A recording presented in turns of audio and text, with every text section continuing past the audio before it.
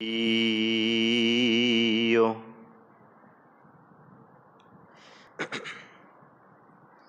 ਸਿੱਖ ਮਤ ਸਭ ਬੁੱਧ ਤੁਮਾਰੀ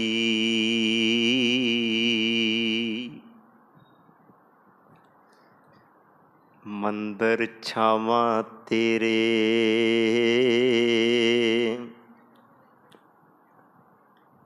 ਤੁਧ ਬਿਨ ਅਵਰ ਨਾ ਜਾਣਾ ਮੇਰੇ ਸਾਹਿਬਾ ਗੁਣ ਗਾਵਾਂ ਨਿਤ ਤੇਰੇ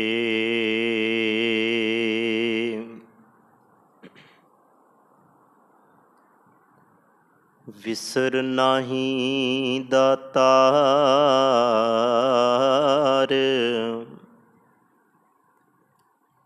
ਆਪਣਾ ਨਾਮ ਦੇਹੋ ਗੁਣ ਗਾਵਾਂ ਦਿਨ ਰਾਤ ਨਾਨਕ ਚਾਉ ਇਹੋ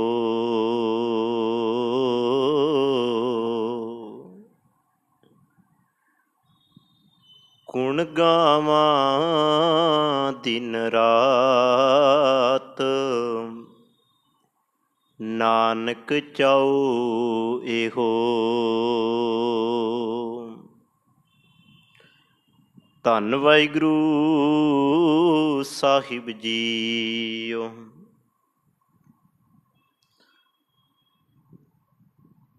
ਰਾਮ ਗਇਓ ਰਾਵਣ ਗਇਓ ਜਾਕੋ ਬਹੁ ਪਰਵਾਰ ਕਹੁ ਨਾਨਕ ਥਿਰ ਕਛ ਨਹੀਂ ਸੁਪਨੇ ਜਿਉ ਸੰਸਾਰ ਰਾਮ ਗਇਓ ਰਾਵਣ ਗਇਓ ਜਾਕੋ ਬਹੁ ਪਰਵਾਰ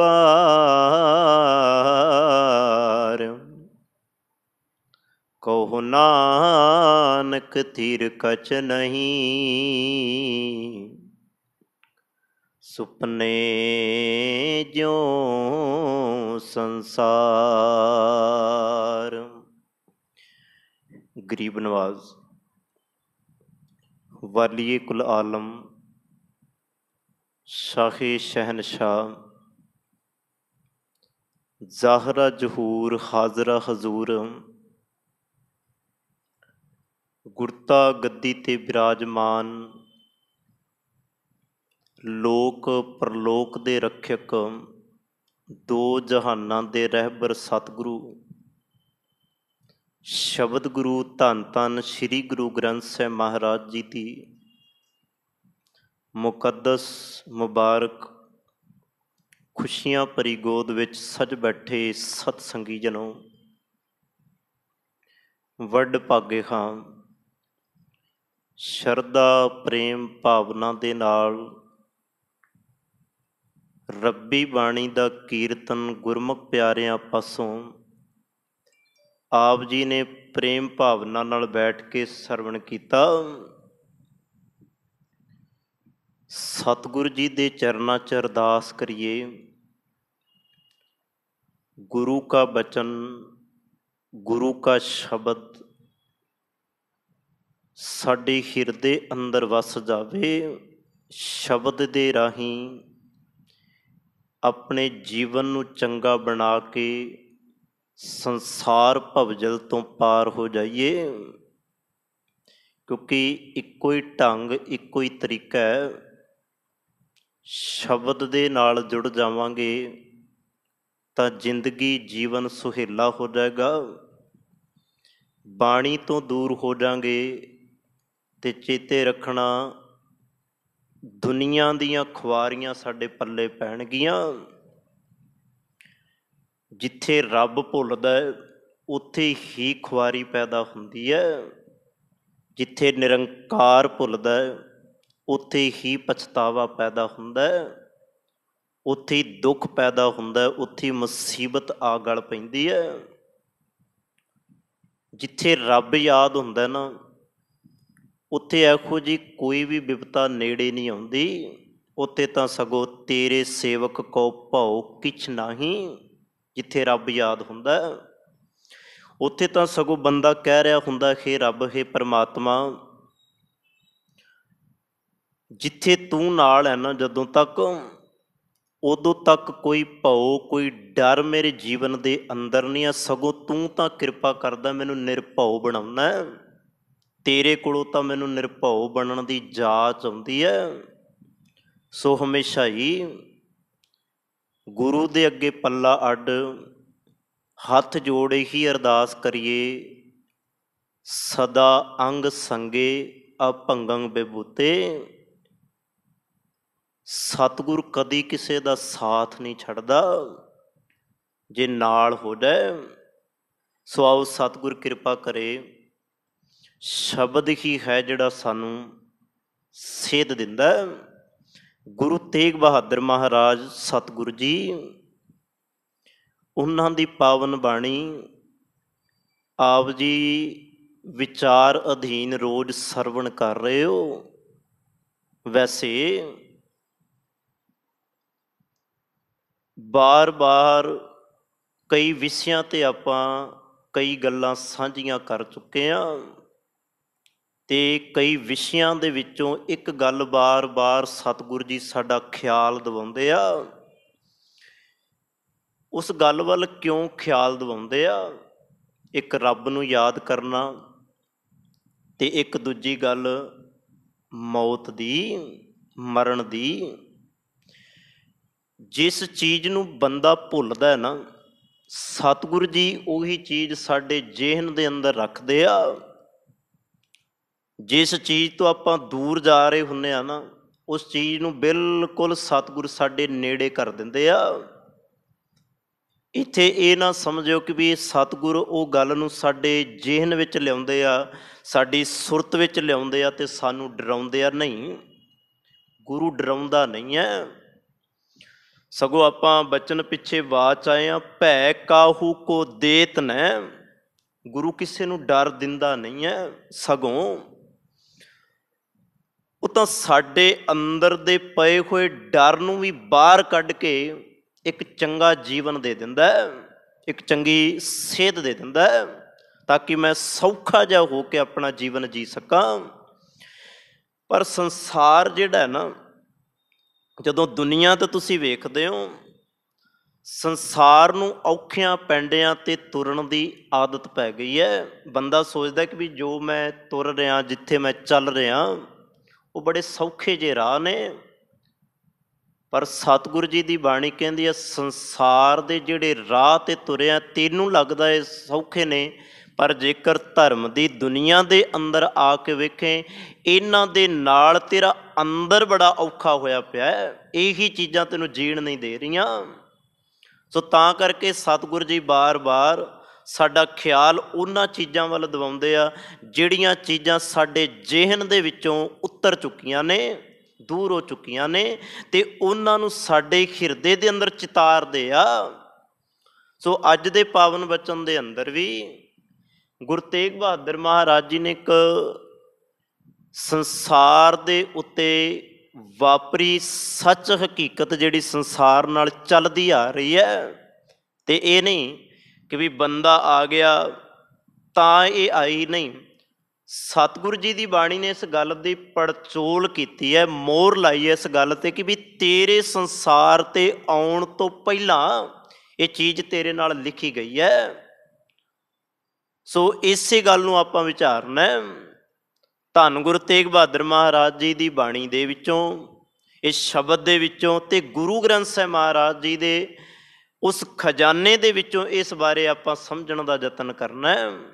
ਆਓ ਪਹਿਲਾਂ ਭਾਵ ਅਰਥਾਂ ਨੂੰ ਸਮਝੀਏ। ਗੁਰੂ ਤੇਗ ਬਹਾਦਰ ਮਹਾਰਾਜ ਕੀ ਕਹਿੰਦੇ ਆ? ਸਤਿਗੁਰੂ ਜੀ ਅੱਜ ਦੇ 50 ਨੰਬਰ ਸਲੋਕ ਦੇ ਅੰਦਰ, ਵੈਸੇ 7 ਸਲੋਕ ਰਹਿ ਗਏ ਆ। ਕੋਸ਼ਿਸ਼ ਹੈ ਮੇਰੀ, ਕਿਉਂਕਿ ਅਫਵਾਹਾਂ ਬੜੀਆਂ ਚੱਲ ਰਹੀਆਂ ਨੇ ਕਿ ਵੀ ਲੋਕਡਾਊਨ ਲੱਗਣ ਦੀਆਂ। ਵੈਸੇ ਤਾਂ ਦਿੱਲੀ ਦੇ ਅੰਦਰ ਲੱਗ ਵੀ ਗਿਆ, 2 ਦਿਨ ਦਾ, ਸ਼ਨੀਵਾਰ ਦਾ ਤੇ ਐਤਵਾਰ ਦਾ। ਸੋ ਸਤਿਗੁਰ ਕਿਰਪਾ ਕਰੇ। ਮੇਰੀ ਇੱਕ ਕੋਸ਼ਿਸ਼ ਰਹੇਗੀ ਕਿ ਆਪਾਂ ਇਹਨੂੰ ਜਲਦ ਤੋਂ ਜਲਦ ਵਿਚਾਰਨ ਦਾ ਯਤਨ ਕਰ ਲਈਏ, ਤਾਂ ਕਿ ਗੁਰੂ ਤੇਗ ਬਹਾਦਰ ਮਹਾਰਾਜ ਜੀ ਦੇ ਸਲੋਕਾਂ ਦੀ ਜਿਹੜੀ ਹੈ ਉਹ ਸੰਪੂਰਨਤਾ ਹੋ ਜਾਏ। ਸੋ ਗੁਰੂ ਤੇਗ ਬਹਾਦਰ ਮਹਾਰਾਜ ਜੀ ਕਿਰਪਾ ਕਰਦੇ ਆ, ਰਾਮ ਗਇਓ ਅੱਜ ਦੇ ਪਾਵਨ ਬਚਨਾਂ ਦੇ ਅੰਦਰ। ਚਲੋ ਸਤਿਕਾਰ ਵਜੋਂ, ਕਿਉਂਕਿ ਕਿਸੇ ਧਰਮ ਦਾ ਸਤਿਗੁਰੂ ਜੀ ਨੇ ਵਿਰੋਧ ਨਹੀਂ ਕੀਤਾ।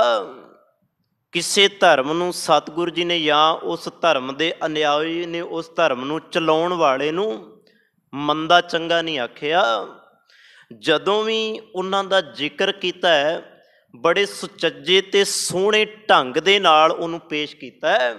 ਜੇ ਸਤਿਗੁਰੂ ਜੀ ਨੇ ਕਿਸੇ ਗੱਲ ਦਾ ਖੰਡਨ ਵੀ ਕੀਤਾ ਨਾ, ਤੇ ਬੜੇ ਪਿਆਰ ਦੇ ਢੰਗ ਦੇ ਨਾਲ ਕੀਤਾ ਹੈ। ਪਰ ਮਾਫ਼ ਕਰਨਾ, ਅੱਜ ਜਦੋਂ ਮੇਰੇ ਵਰਗਾ ਬੈਠ ਕੇ ਕਿਸੇ ਧਰਮ ਦੇ ਬਾਰੇ ਗੱਲ ਕਰਦਾ ਨਾ, ਤੇ ਬੜਾ ਕ੍ਰੋਧ ਦੇ ਵਿੱਚ, ਬੜਾ ਗੁੱਸੇ ਦੇ ਵਿੱਚ, ਬੜੀ ਈਰਖਾ ਭਾਵਨਾ ਦੇ ਨਾਲ ਦੂਜੇ ਦੇ ਧਰਮ ਨੂੰ ਵੇਖ ਕੇ ਗੱਲ ਕਰਦਾ ਹੈ। ਪਰ ਸਤਿਗੁਰ ਸਭ ਦੇ ਨਾਲ ਪਿਆਰ ਕਰਨਾ ਸਿਖਾਉਂਦੇ ਆ। ਸਤਿਗੁਰੂ ਜੀ ਕਹਿੰਦੇ ਸਭ ਕੋ ਮੀਤ ਹਮ ਆਪਨ ਕੀਨਾ, ਸਾਰਿਆਂ ਦੇ ਅਸੀਂ ਮਿੱਤਰ ਹਾਂ, ਸਾਰੇ ਸਾਡੇ ਮਿੱਤਰ ਨੇ। ਕੋਈ ਵੀ ਇੱਥੇ ਵੈਰੀ ਨਹੀਂ, ਕੋਈ ਵੀ ਦੁਸ਼ਮਣ ਨਹੀਂ। ਨਾ ਕੋ ਬੈਰੀ ਨਹੀਂ ਬੇਗਾਨਾ, ਸਗਲ ਸੰਗ ਹਮਕੋ ਬਨਿਆਈ। ਇਹ ਗੱਲ ਧੰਨ ਗੁਰੂ ਗ੍ਰੰਥ ਸਾਹਿਬ ਮਹਾਰਾਜ ਕਰਦੇ ਆ। ਪਰ ਇੱਕ ਅਸੀਂ ਵੀ ਆਪਣੇ ਜੇਨ ਵਿੱਚ ਗੱਲ ਵਸਾ ਲਈਏ, ਹੋਏਗਾ ਉਹਨਾਂ ਦੇ ਧਰਮ ਦੇ ਅੰਦਰ ਕੁਝ ਗਲਤ ਹੋਏਗਾ, ਚੰਗਾ ਤੇ ਸਾਡੇ ਧਰਮ ਦੇ ਅੰਦਰ ਵੀ ਨਹੀਂ ਹੈ। ਜੇਕਰ ਅਸੀਂ ਆਪਣੇ ਸਿੱਖ ਧਰਮ ਨੂੰ ਹੀ ਲੈ ਲਈਏ, ਆਪਾਂ ਸਿੱਖੀ ਦੀ ਗੱਲ ਕਰ ਲਈ ਕਿ ਸਾਡੀ ਸਿੱਖੀ ਦੇ ਅੰਦਰ ਸਭ ਕੁਝ ਠੀਕ ਹੈ, ਤਾਂ ਹੀ ਸਿਆਣੇ ਕਹਿੰਦੇ ਆ, ਦੂਜੇ ਦੇ ਘਰ ਵੇਖਣ ਤੋਂ ਪਹਿਲਾਂ ਆਪਣੇ ਘਰ ਵਿੱਚ ਝਾਤ ਮਾਰ, ਕਿਤੇ ਤੇਰੇ ਘਰ ਦੇ ਵਿੱਚ ਉਦੋਂ ਵੱਧ ਕਿਤੇ ਔਗਣ ਨਾ ਹੋਣ। ਇਹ ਸਿਆਣਪ ਹੈ। ਜਿਹੜਾ ਆਪਣੇ ਘਰ ਝਾਤ ਮਾਰ ਲੈਂਦਾ ਨਾ, ਫਿਰ ਉਹਨੂੰ ਦੂਜੇ ਘਰ ਦੇ ਵਿੱਚ ਨਹੀਂ ਵੇਖਣ ਦੀ ਲੋੜ ਪੈਂਦੀ, ਕਿਉਂਕਿ ਉਹਨੂੰ ਪਤਾ ਲੱਗ ਜਾਂਦਾ ਕਿ ਮੇਰੇ ਅੰਦਰ ਕਿੰਨੇ ਔਗਣ ਨੇ। ਪਹਿਲਾਂ ਫਿਰ ਉਹ ਆਪਣੇ ਅੰਦਰ ਨੂੰ ਸਾਫ਼ ਕਰਦਾ ਹੈ, ਪਹਿਲਾਂ ਉਹ ਆਪਣੇ ਘਰ ਨੂੰ ਸਾਫ਼ ਕਰਦਾ ਹੈ, ਫਿਰ ਦੂਜਿਆਂ ਤੱਕ ਪਹੁੰਚਦਾ ਹੈ।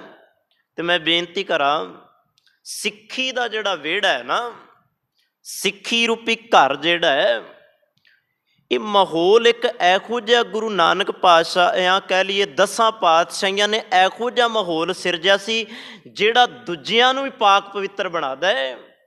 ਇਹੋ ਜਿਹਾ ਵਿਹੜਾ ਸੀ ਨਾ ਇਹ। ਗੁਰੂ ਨਾਨਕ ਮਹਾਰਾਜ ਜੀ ਦਾ ਘਰ ਬੜਾ ਪਵਿੱਤਰ ਸੀ। ਮੈਂ ਸ਼ਬਦ ਸੀ ਵਰਤ ਰਿਹਾ।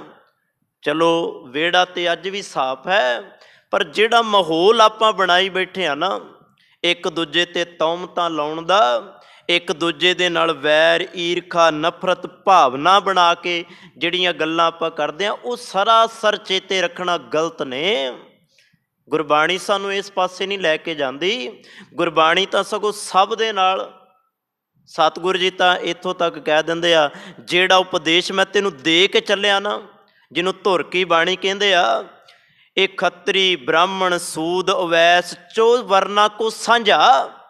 4 ਵਰਨ ਨੇ, 4 ਵਰਨਾਂ ਦੀ ਗੱਲ ਸਤਿਗੁਰੂ ਜੀ ਨੇ ਬਾਣੀ ਵਿੱਚ ਕੀਤੀ ਹੈ। ਇਹ ਨਹੀਂ 4 ਵਰਨਾਂ ਨੂੰ ਮਾੜਾ ਆਖਿਆ, ਕਿਤੇ ਵੀ ਉਹਨਾਂ ਦੇ ਲਈ ਐਸਾ ਸ਼ਬਦ ਨਹੀਂ ਵਰਤਿਆ। ਹਾਂ, ਉਹਨਾਂ ਦੇ ਅੰਦਰ ਦੀ ਕਹਾਣੀ ਸਾਡੇ ਨਾਲ ਜ਼ਰੂਰ ਸਾਂਝੀ ਪਾਈ ਹੈ, ਕਿਤੇ ਉਹਨਾਂ ਨੂੰ ਮਾੜਾ ਨਹੀਂ ਆਖਿਆ। ਵਰਨਾਂ ਦੀ ਗੱਲ ਕੀਤੀ ਹੈ, ਉਪਦੇਸ਼ ਸਭ ਨੂੰ ਸਾਂਝਾ ਕਰ ਦਿੱਤਾ ਹੈ। ਸੋ ਮੈਂ ਬੇਨਤੀ ਕਰਾਂ, ਇੱਥੇ ਗੱਲ ਰਾਮ ਦੀ ਵੀ ਆਈ, ਇੱਥੇ ਗੱਲ ਰਾਵਣ ਦੀ ਵੀ ਆਈ, ਪਰ ਗੁਰੂ ਗ੍ਰੰਥ ਸਾਹਿਬ ਮਹਾਰਾਜ ਜੀ ਦੀ ਬਾਣੀ ਦੇ ਅੰਦਰ ਇੰਦਰ ਦੇਵਤੇ ਦੀ ਵੀ ਗੱਲ ਆਉਂਦੀ ਹੈ। ਜਾਂ ਬਹੁਤ ਸਾਰੀਆਂ ਪੰਕਤੀਆਂ ਤੁਸੀਂ ਜਪਜੀ ਸਾਹਿਬ ਬਾਣੀ ਦੇ ਵਿੱਚੋਂ ਤੁਸੀਂ ਪੜ੍ਹ ਲੈਂਦੇ ਹੋ। ਕੇਤੇ ਇੰਦ ਚੰਦ ਸੂਰ ਕੇਤੇ, ਕੇਤੇ ਮੰਡਲ ਦੇਸ ਕੇਤੇ, ਸਿੱਧ ਬੁੱਧ ਨਾਥ ਕੇਤੇ। ਇਸ ਤਰ੍ਹਾਂ ਸਤਿਗੁਰੂ ਜੀ ਨੇ ਬੜਿਆਂ ਦੀਆਂ ਗੱਲਾਂ ਕੀਤੀਆਂ, ਪਰ ਕਿਸੇ ਨੂੰ ਮਾੜਾ ਨਹੀਂ ਆਖਿਆ। ਸੋ ਅੱਗੇ ਜਾ ਕੇ ਆਪਾਂ ਇਹ ਗੱਲ ਸਾਂਝੀ ਕਰਾਂਗੇ। ਧੰਨ ਗੁਰੂ ਤੇਗ ਬਹਾਦਰ ਮਹਾਰਾਜ ਬੜੀ ਪਿਆਰੀ ਇੱਕ ਜ਼ਿੰਦਗੀ ਦੀ ਸਾਡੇ ਨਾਲ ਸਾਂਝਤਾ ਜੋ ਸਾਡੇ ਨਾਲ ਜੁੜੀ ਹੋਈ ਹੈ, ਉਹ ਗੱਲ ਸਾਡੇ ਨਾਲ ਸਾਂਝੀ ਕਰਦੇ ਆ। ਖਿਆਲ ਦਿਵਾਉਂਦੇ ਆ ਸਾਡਾ ਮੌਤ ਵਾਲੇ ਪਾਸੇ, ਜਿਹਦੇ ਤੋਂ ਬੰਦਾ ਭੱਜਦਾ, ਜਿਹਦੇ ਤੋਂ ਬੰਦਾ ਡਰਦਾ ਹੈ। ਅੱਜ ਜੇਕਰ ਡਰ ਵੇਖਣਾ ਨਾ, ਸਭ ਤੋਂ ਵੱਧ ਬੰਦੇ ਨੂੰ ਡਰ ਹੀ ਮੌਤ ਤੋਂ ਲੱਗਦਾ ਹੈ। ਕਿਹੜਾ ਬੰਦਾ ਹੈ ਜਿਹੜਾ ਨਹੀਂ ਡਰਦਾ? ਬਿਮਾਰੀ ਫੈਲੀ ਕੋਈ, ਜਿਵੇਂ ਅੱਜ ਦੇ ਸਮੇਂ ਦੇ ਵਿੱਚ ਆ ਵੇਖ ਲਏ, ਆਪਾਂ ਹੀ ਵੇਖ ਲੈਨੇ, ਬਿਮਾਰੀ ਫੈਲ ਗਈ, ਸਭ ਤੋਂ ਵੱਧ ਬੰਦੇ ਨੂੰ ਡਰ ਹੈ ਕਿਤੇ ਮੇਰੇ ਉੱਤੇ ਇਹ ਦੁੱਖ ਦਾ ਪਹਾੜ ਨਾ ਝੁੱਲ ਜਾਏ, ਮੈਂ ਬਚ ਜਾ, ਭਾਵੇਂ ਦੂਜੇ ਮਰ ਜਾਣ, ਮੈਂ ਉਸ ਤੋਂ ਬਚਣਾ ਚਾਹੁੰਦਾ। ਪਰ ਸਤਿਗੁਰੂ ਜੀ ਕਹਿੰਦੇ ਆ ਨਹੀਂ, ਕਦੋਂ ਤੱਕ ਇਹਦੇ ਤੋਂ ਭੱਜੇਗਾ? ਅੱਜ ਜਾਂ ਕੱਲ੍ਹ ਤਾਂ ਤੈਨੂੰ ਮਰਨਾ ਹੀ ਪਏਗਾ, ਕਿਉਂਕਿ ਇਹ ਅੱਜ ਤੋਂ ਮੈਂ ਪਹਿਲਾਂ ਸਾਂਝੀ ਕੀਤੀ ਹੈ, ਇਹ ਜਨਮ ਤੋਂ ਪਹਿਲਾਂ ਸਾਡੇ ਨਾਲ ਜੁੜੀ ਹੋਈ ਚੀਜ਼ ਹੈ। ਇੱਕ ਤਾਂ ਹੁੰਦੀ ਹੈ ਨਾ ਕਿ ਵੀ ਜਨਮ ਤੋਂ ਜਨਮ ਲੈ ਲਿਆ ਅਤੇ ਜਨਮ ਤੋਂ ਬਾਅਦ ਕੋਈ ਚੀਜ਼ ਸਾਡੇ ਨਾਲ ਜੁੜ ਗਈ, ਪਰ ਇਹ ਤੇ ਜਨਮ ਤੋਂ ਪਹਿਲਾਂ ਹੀ ਸਾਡੇ ਨਾਲ ਜੁੜੀ ਹੋਈ ਹੈ। ਗੁਰਬਾਣੀ ਵਿੱਚੋਂ ਸਤਿਗੁਰੂ ਜੀ ਬਚਨ ਕਰਦੇ ਆ, ਮਰਨ ਲਿਖਾਏ ਮੰਡਲ ਮੈਂ ਆਏ, ਪਹਿਲਾਂ ਮਰਨ ਲਿਖਾਇਆ। ਜਿਵੇਂ ਇੱਕ ਹੋਰ ਬਚਨ, ਜਦੋਂ ਤੁਸੀਂ ਰਾਤ ਨੂੰ ਸੌਣ ਲੱਗਿਆ, ਦੇਖੋ ਸਤਿਗੁਰੂ ਜੀ ਨੇ ਬਾਰ-ਬਾਰ ਇਸ ਗੱਲ ਵੱਲ ਖਿਆਲ ਦਿਵਾਇਆ। ਆਪਾਂ ਸੋਹਿਲਾ ਸਾਹਿਬ ਬਾਣੀ ਪੜ੍ਹਦੇ ਹਾਂ, ਸਤਿਗੁਰੂ ਜੀ ਤਾਂ ਉੱਥੇ ਕਹਿ ਰਿਹਾ ਤੇਰਾ ਸਾਹਾ ਲਿਖਿਆ ਗਿਆ। ਇੱਕ ਸਾਹਾ ਹੁੰਦਾ ਜਦੋਂ ਕਿਸੇ ਧੀ ਬੱਚੀ ਦਾ ਵਿਆਹ ਹੁੰਦਾ, ਪੁੱਤਰ ਦਾ ਵਿਆਹ ਹੁੰਦਾ, ਤੇ ਇੱਕ ਸਾਹੇ ਦੀ ਚਿੱਠੀ ਲਿਖੀ ਜਾਂਦੀ ਹੈ। ਉਹ ਚਿੱਠੀ ਨੂੰ ਕਹਿੰਦੇ ਆ ਸਾਹੇ ਦੀ ਚਿੱਠੀ। ਪਰ ਸਤਿਗੁਰੂ ਜੀ ਨੇ ਉਸੇ ਪ੍ਰਸੰਗ ਦੇ ਅੰਦਰ ਇੱਕ ਬੇਨਤੀ ਕੀਤੀ, ਵੇਖ ਬੰਦਿਆ, ਮੌਤ ਦਾ ਸਾਹਾ ਵੀ ਲਿਖਿਆ ਗਿਆ, ਜਿਹਦੇ ਬਾਰੇ ਤੁਸੀਂ ਪੜ੍ਹਦੇ ਹੋ, ਸੰਬਤ ਸਾਹਾ ਲਿਖਿਆ ਮਿਲਕਰ ਪਾਵੋ ਤੇਲ। ਹੁਣ ਆਹ ਸਾਹਾ ਕਿਹੜੇ, ਕਾਹਦੀ ਗੱਲ ਕਰਦੇ ਆ ਸਤਿਗੁਰੂ ਜੀ? ਭਲਾ ਮੌਤ ਦਾ ਸਾਹਾ ਲਿਖਿਆ ਗਿਆ, ਮਿਲ ਕੇ ਇਹਦੇ ਵਿੱਚ ਤੇਲ ਪਾ। ਸੰਬਤ ਸਾਹਾ ਲਿਖਿਆ ਮਿਲਕਰ ਪਾਵੋ ਤੇਲ, ਦੇਹੁ ਸੱਜਣ ਆਸੀਸੜੀਆਂ ਜੋ ਹੋਵੇ ਸਾਹਿਬ ਸਿਉ ਮੇਲ। ਤੇ ਅੱਗੇ ਬੜੀ ਕਮਾਲ ਦੀ ਗੱਲ ਕਰ ਦਿੱਤੀ, ਜਿਹਦੇ ਤੋਂ ਬੰਦਿਆ ਤੂੰ ਡਰ ਰਿਹਾ ਨਾ, ਘਰ ਘਰ ਇਹੋ ਪਹੁੰਚਾ। ਜਿਹਦੀ ਗੱਲ ਆਪਾਂ ਕੀਤੀ ਹੈ ਨਾ ਕਿ ਵੀ ਮਰਨ ਲਿਖਾਏ ਮੰਡਲ ਮੈਂ ਆਏ, ਉਹ ਮੌਤ ਘਰ ਘਰ ਦੇ ਵਿੱਚ ਪਹੁੰਚੀ ਹੋਈ ਹੈ। ਐਸਾ ਕੋਈ ਘਰ ਨਹੀਂ ਹੈ ਜਿੱਥੇ ਉਹ ਨਹੀਂ ਪਹੁੰਚੀ। ਆਪਾਂ ਇਹ ਦਾਅਵੇ ਨਾਲ ਨਹੀਂ ਕਹਿ ਸਕਦੇ। ਮੇਰੇ ਵਰਗਾ ਕੱਲ੍ਹ ਨੂੰ ਉੱਠ ਕੇ ਇਹ ਦਾਅਵਾ ਕਰਕੇ ਆਖੇ ਕਿ ਮੌਤ ਮੇਰੇ ਘਰ ਨਹੀਂ ਆਈ, ਨਹੀਂ, ਸਭ ਦੇ ਘਰ ਆਈ ਹੈ, ਐਸਾ ਕੋਈ ਘਰ ਨਹੀਂ ਹੈ। ਅਤੇ ਮੈਨੂੰ ਇੱਕ ਮਹਾਤਮਾ ਬੁੱਧ ਦੀ ਜੀਵਨ ਵਿੱਚੋਂ ਇੱਕ ਬੜੀ ਕਮਾਲ ਦੀ ਸਿੱਖਿਆ ਮਿਲਦੀ ਹੈ। ਸੋ ਜਿੱਥੋਂ ਚੰਗੀ ਸਿੱਖਿਆ ਮਿਲੇ ਉਹ ਲੈ ਲੈਣੀ ਚਾਹੀਦੀ ਹੈ। ਅਕਸਰ ਵਿਦਵਾਨ ਇਹ ਗੱਲਾਂ ਕਰਿਆ ਕਰਦੇ ਆ, ਤੁਸੀਂ ਵੀ ਸੁਣਦੇ ਹੁੰਦੇ ਹੋ। ਇੱਕ ਮਾਂ ਦਾ ਪੁੱਤਰ ਮਰ ਗਿਆ, ਚਲੋ ਸਤਿਗੁਰ ਕਿਰਪਾ ਕਰੇ ਸਭ ਮਾਵਾਂ ਦੇ ਪੁੱਤਰ ਸਲਾਮਤ ਰਹਿਣ, ਇਹ ਭਾਣਾ ਨਾ ਵਾਪਰੇ। ਅਸੀਂ ਇੱਕ ਸਿੱਖਿਆ ਲੈਣੀ ਹੈ। ਕਹਿੰਦੇ ਉਹਦਾ ਪੁੱਤਰ ਮਰ ਗਿਆ ਅਤੇ ਕਿਸੇ ਨੇ ਆਖਿਆ ਤੂੰ ਬੁੱਧ ਕੋਲ ਚਲੀ ਜਾ, ਉਹ ਬੜਾ ਗਿਆਨਵਾਨ ਹੈ, ਉਹਨੂੰ ਰੱਬ ਦੇ ਦਰਸ਼ਨ ਹੋਏ ਨੇ, ਬੜੀ ਭਗਤੀ ਕੀਤੀ ਹੈ, ਤੇਰੇ ਪੁੱਤਰ ਨੂੰ ਜਵਾਲ ਦੇਗਾ। ਚਲੋ ਮਾਂ ਸੀ ਮਮਤਾ ਦੀ ਮਾਰੀ, ਭਿੱਜੀ ਹੋਈ, ਅਤੇ ਉਹ ਜਾ ਕੇ ਬੁੱਧ ਦੇ ਚਰਨਾਂ ਦੇ ਵਿੱਚ ਡਿੱਗਦੀ, ਆਪਣੇ ਪੁੱਤਰ ਨੂੰ ਆਪਣੇ ਹੱਥਾਂ ਵਿੱਚ ਲਿਆ ਹੋਇਆ, ਛੋਟਾ ਬੱਚਾ ਹੈ, ਅਤੇ ਕਹਿਣ ਲੱਗੀ ਮਹਾਤਮਾ ਜੀ ਮੇਰੇ ਪੁੱਤਰ ਨੂੰ ਜਿਉਂਦਾ ਕਰ ਦਿਓ, ਤੁਹਾਡੇ ਕੋਲ ਪਾਵਰ ਹੈ, ਤੁਹਾਡੇ ਕੋਲ ਸ਼ਕਤੀ ਹੈ, ਤੁਸੀਂ ਕਰਾਮਾਤੀ ਜੇ, ਕਰੋ ਕਿਰਪਾ ਮੇਰੇ ਬੱਚੇ 'ਤੇ, ਮੇਰੇ 'ਤੇ ਰਹਿਮਤ ਕਰੋ, ਤਰਸ ਕਰੋ। ਅਤੇ ਮਹਾਤਮਾ ਬੁੱਧ ਇੱਕ ਗੱਲ ਕਹਿਣ ਲੱਗਾ, ਮਾਂ ਉਸ ਘਰ ਵਿੱਚ ਜਾ ਅਤੇ ਇੱਕ ਆਹ ਚੀਜ਼ ਜਿਹੜੀ ਮੈਂ ਤੈਨੂੰ ਕਹਿਣ ਲੱਗਾ ਆਹ ਲੈ ਕੇ ਆ, ਪਰ ਉਸ ਘਰ ਵਿੱਚੋਂ ਲੈ ਕੇ ਆਵੀਂ ਜਿਸ ਘਰ ਦੇ ਵਿੱਚ ਕਦੀ ਕੋਈ ਮੌਤ ਨਾ ਹੋਈ ਹੋਵੇ। ਹੁਣ ਐਸਾ ਕੋਈ ਘਰ ਹੈ ਦੁਨੀਆ ਦਾ, ਸੰਸਾਰ ਦਾ, ਕੋਈ ਐਸਾ ਘਰ ਨਹੀਂ ਜਿੱਥੇ ਮਰਜ਼ੀ ਚਲਿਆ ਜਾ, ਹਰੇਕ ਘਰ ਦੇ ਅੰਦਰ ਮੌਤ ਦੇ ਗੀਤ ਗਾਏ ਗਏ ਨੇ, ਭਾਵੇਂ ਕੱਲ੍ਹ ਗਾਏ ਗਏ ਨੇ, ਭਾਵੇਂ ਅੱਜ ਗਾਏ ਗਏ ਆ, ਆਉਣ ਵਾਲੇ ਸਮੇਂ 'ਚ ਗਾਏ ਜਾਣੇ ਆ, ਸਭ ਦੇ ਅੰਦਰ ਗਏ ਗਏ ਆ। ਇਸੇ ਕਰਕੇ ਸਤਿਗੁਰੂ ਜੀ ਕਹਿੰਦੇ ਆ, ਬਚਨ ਸਾਂਝਾ ਕਰਦਾ ਸਾਂ, ਸੰਬਤ ਸਾਹਾ ਲਿਖਿਆ ਮਿਲਕਰ ਪਾਵੋ ਤੇਲ, ਦੇਹੁ ਸੱਜਣ ਆਸੀਸੜੀਆਂ ਜਿਉ ਹੋਵੇ ਸਾਹਿਬ ਸਿਉ ਮੇਲ। ਘਰ ਘਰ ਇਹੋ ਪਹੁੰਚਾ, ਘਰ ਘਰ ਦੇ ਵਿੱਚ ਇਹ ਪਹੁੰਚ ਗਈ, घर घर एहो पहुँचा सदड़े नित पवन, सदन हारा सिमरिए। हुण अगली गल बड़ी कमाल दी सतगुरु जी कह गए, कहन लगे जिन्ने तेनू सद्दा भेजिया ना वो कौन है भला? वो है रब। एक काम कर मित्रा, एक काम कर तू सज्जणा, जिस परमात्मा ने इस तो पहला तेरे दरवाजे ते मौत दस्तक दवे, तेरे दरवाजे नू खटखटाए, तू एक किरपा अपने उत्ते कर, सदन हारा सिमरिए नानक से दे अवन।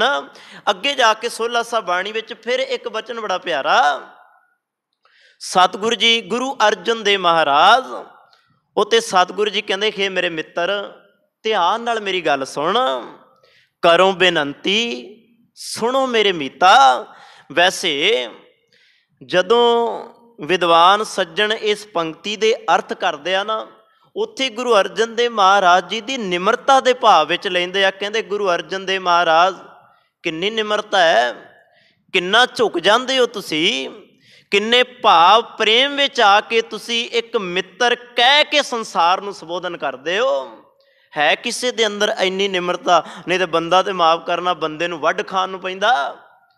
इस तरह ही हुंदा है। पर सतगुरु जी किन्ने प्यार दे नाल गल करदे आ, समझा रहे आ, डरा नहीं रहे।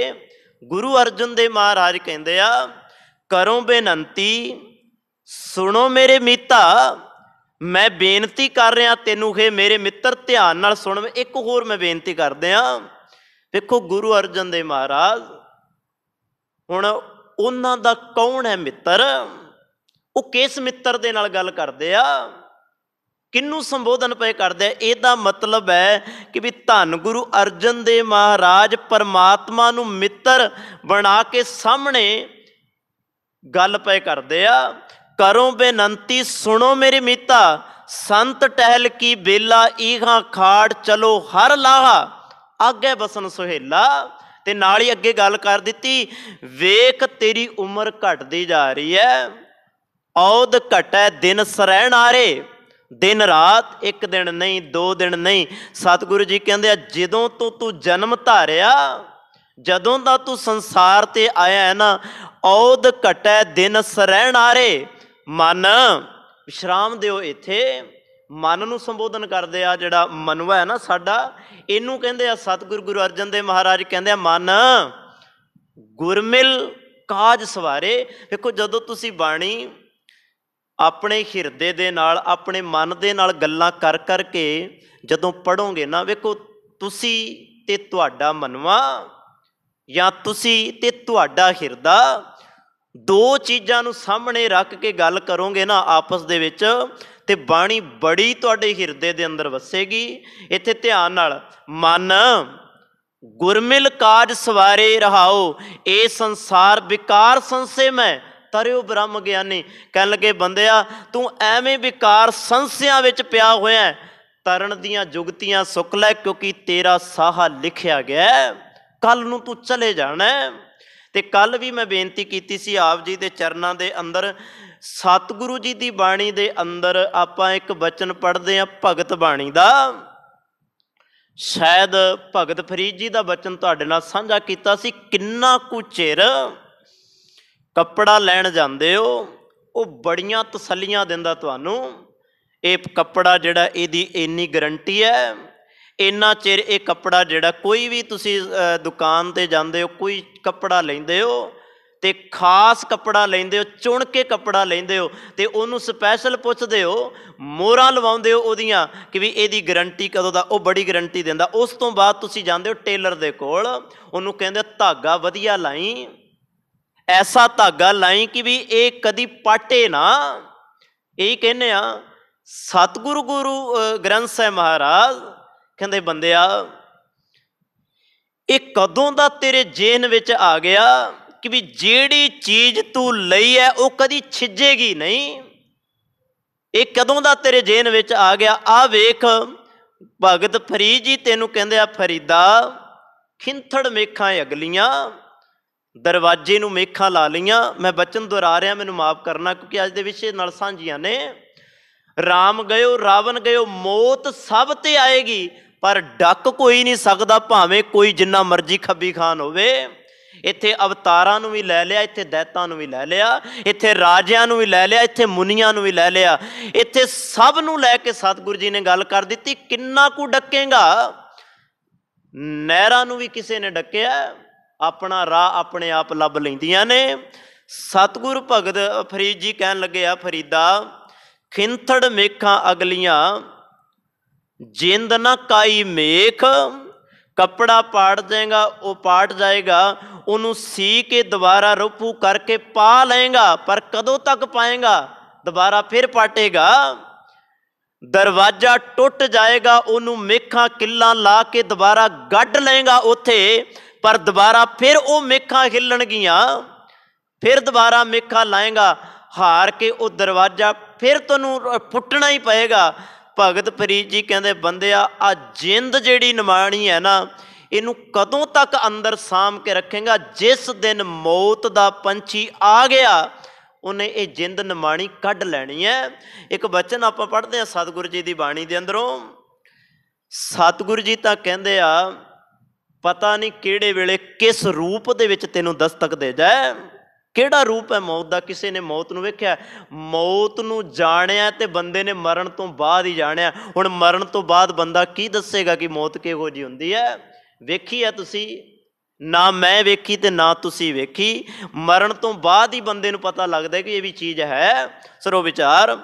पर किस रूप विच आवेगी, किवें आवेगी, कोई पता नहीं। पर एक भगत फरीद जी का बचन साझा करन लगा, फरीदा दरियावै कन्नै बगुला, बैठा केल करे। बड़ियां प्यारियां उदाहरणा दिंदे आ भगत फरीद जी। कहंदे दरिया दे कंढे बगला बैठा, फरीदा दरियावै कन्नै बगुला, बैठा केल करे। केल पिया करदा है, कैलां पिया पाउंदा है। दरियावै फरीदा दरियावै कन्नै बगला, बैठा केल करे। केल करेंदे हंज नो, उत्थे नाल हंस की भी गल कर दी। कहन लगे केल करेंदे हंज नो, अचिंते बाज पए। अचिंते बाज पै जाने आ, पता ही नहीं लगना कि भी किहड़े वेले आके मौत ने गला घुट दिता। मलकल मौत जां आपसी, सब दरवाजे भन, सारे दरवाजे भन के आ जाना, कोई पता नहीं लगता। तो भगत फरीद जी कहते केल करेंदे हंज नो, अचिंते बाज पए।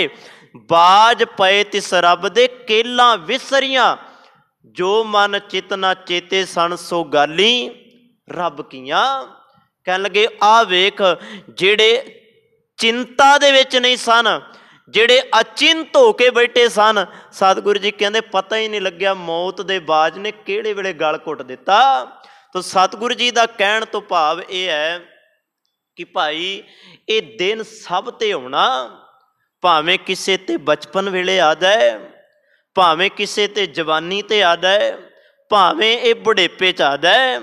ये तां काची पाकी बाढ़ प्राणी, जिवें आ बचन बाणी विच आउंदा है कि भी कोई कच्ची फसल वढ़ लै, भावें कोई पक्की फसल वढ़ लै।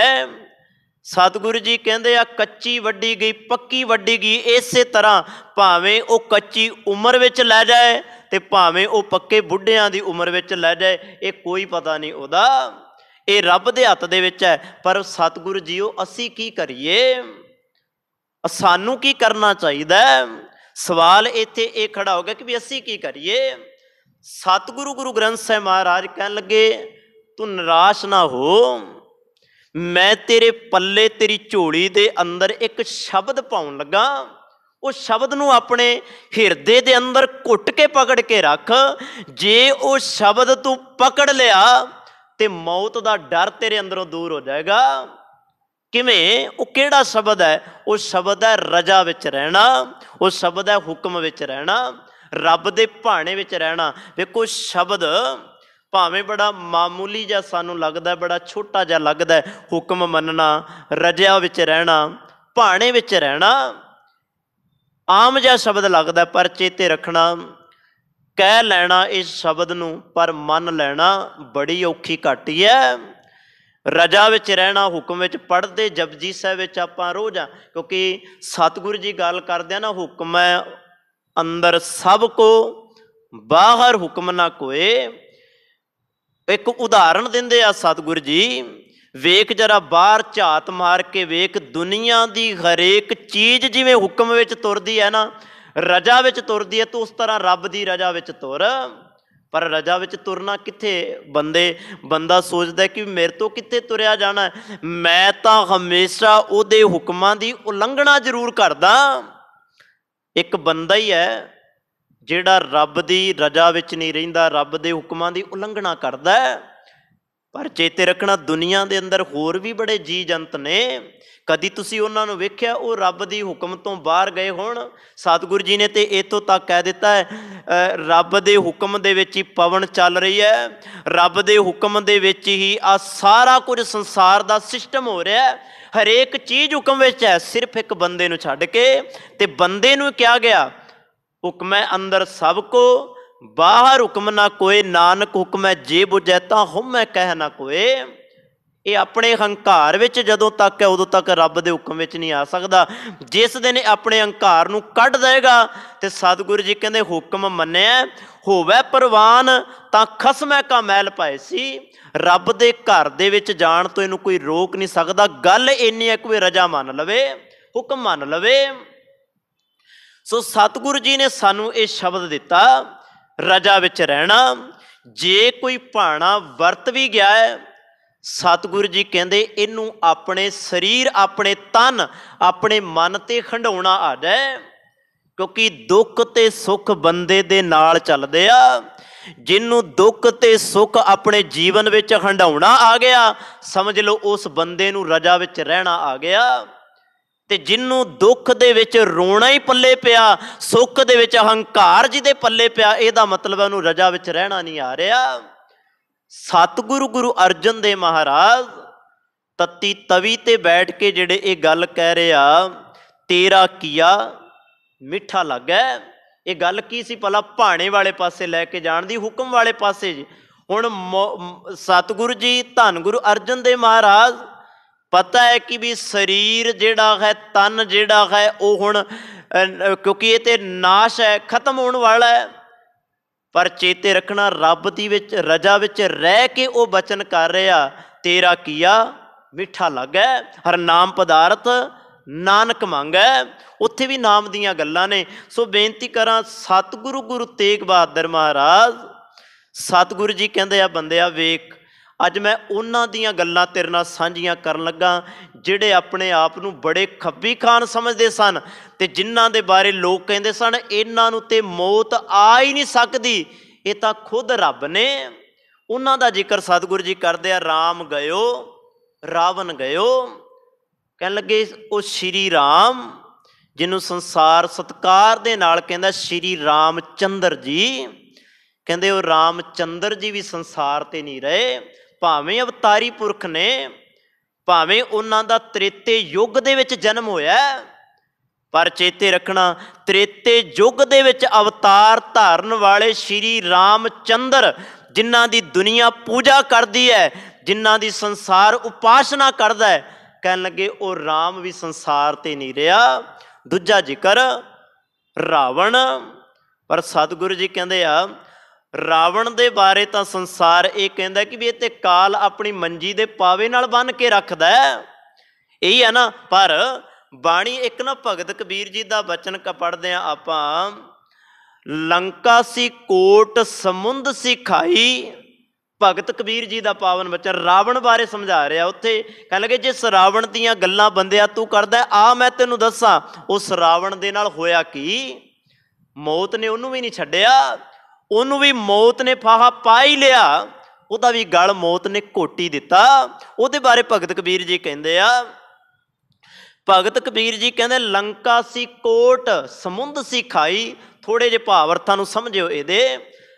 लंका सी कोट कहण लगे लंका वर्गा जिहदे कोल किला होवे, बड़ा वड्डा किला, समुंद सी खाई, ते उस किले दे चारे पासे समुंदर दी खाई बनी होवे, कोई लंघ आउंदा जांदा ना सके।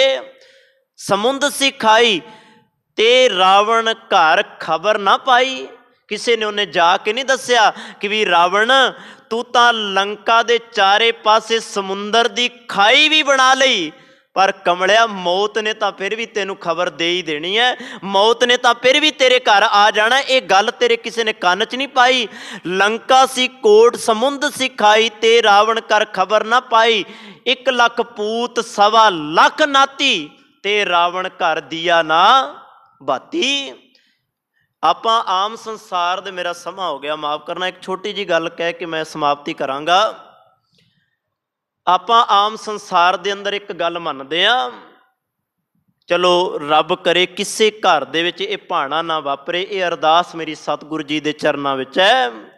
कई बार टब्बरां दे टब्बर संसार तो चले जाते हैं। आप वेखते हैं, रोज़ खबरां पढ़ते हैं, अखबारां पढ़ते हैं, न्यूज़ सुनते हैं कि भी अज इन्ने परिवार के मैंबर चढ़ाई सारे ही कर गए। पढ़ते आप खबरां, कहन लगे उस तो बाद संसार की कहता है। संसार पता की गल्लां करदा, संसार कहता आ फलाना घर, इस घर दे सारे जी चढ़ाई कर गए, इहदे घर दे विच दीवा बालन वाला, इहदे घर दे विच चानण करन वाला ही कोई नहीं रहा। सारे घर दे विच हनेरा ही हनेरा छा गया, दुख ही दुख छा गया। उसे उदाहरण नूं रावण दे उत्ते भगत कबीर जी टिकाउंदे आ, कहंदे 1 लाख पूत 1.25 लाख नाती, ते रावण घर दिया ना बाती। उस रावण दे घर ना ते दीवा जगदा जे, ना ते उस रावण दे घर बत्तियां जगदियां ने, क्योंकि ना ते लख पुत्तर बचिया ते ना 1.25 लाख नाती बचिया। अज सारा कुछ खत्म हो गया, क्योंकि काल ने सारियां नूं आके जफ्फा पा लिया, सारे खत्म हो गए। ते गुरु तेग बहादुर महाराज कहन लगे राम गयो रावण गयो, इत्थे बस नहीं करते, जाको बहु परिवार, परिवारां दे परिवार खत्म हो गए इन्हां दे। ते सतगुरु कहंदे कहो नानक थिर कछ नहीं। हे नानक आख, गुरु तेग बहादुर महाराज कहंदे थिर तां कुछ भी नहीं, सदा रहन वाला ते कख भी नहीं। जिवें कल कहा सी ना, निज कर देखियो जगत में, को काहू को नाहे, कोई भी संसार दे उत्ते थिर नहीं। ते सतगुरु जी अज दे पावन वचन अंदर कहंदे सुपने ज्यों संसार, जिवें सुपना है अख खुलदी है, वो नहीं हुंदा जो कुछ आपां सुपने विच वेख्या हुंदा, सब कुछ खत्म हो गया हुंदा। सतगुरु जी कहंदे इसे तरह बंदिया ये संसार है, सुपना लेना पर सुपना हकीकत नहीं हुंदा, सच नहीं हुंदा। जदों अखां खोलदा, अखां खुलण तो बाद कुछ होर ही नज़ारा सामने हुंदा है। सो सतगुरु जी ने इस फानी दुनिया, इस जान वाली खत्म हो जाने वाली दुनिया दे सांझ साडे नाल कीती। सो 50 नंबर सलोक दी विचार मैं तुहाडे नाल सांझी कर लई।